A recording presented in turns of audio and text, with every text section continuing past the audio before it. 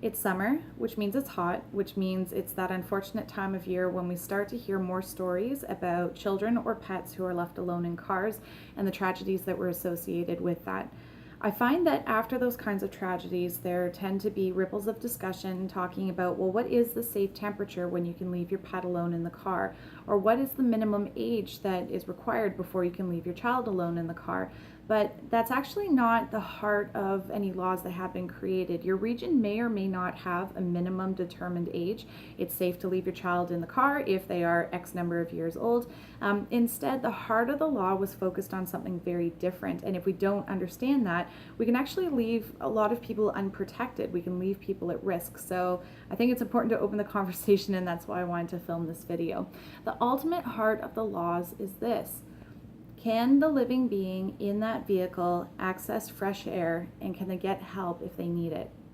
Can they get fresh air? Can they roll down the windows? Can they open the doors? And here's the important part: can they exit the vehicle if they needed to? If you think about turning on your oven and cracking open the door, just because you open the door doesn't mean that it cools off inside the oven. It's really stinking hot in there still. The heat is still building. It improves the situation, but it doesn't fix it. So can the living being get fresh air by rolling down a window, opening the door, or exiting the vehicle if they needed to? So with that in mind, okay, well, a pet can't do that, an infant can't do that, so somebody needs to take them with them or stay in the car with them. When we start getting into the older ages, here's something important to consider. Your 12-year-old, if you took the car to the grocery store, they might be able to open the doors just fine or roll down the windows just fine. But if you took the minivan, maybe the doors are heavier and that same 12-year-old isn't able to open those doors on their own. If that's the case, they could potentially be left alone in the car. They should not be left alone in the minivan.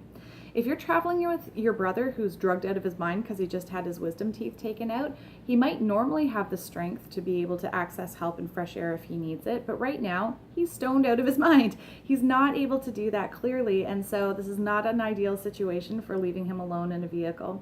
Same thing if you're traveling with somebody who has special needs. Same thing if you're traveling with your elderly grandmother.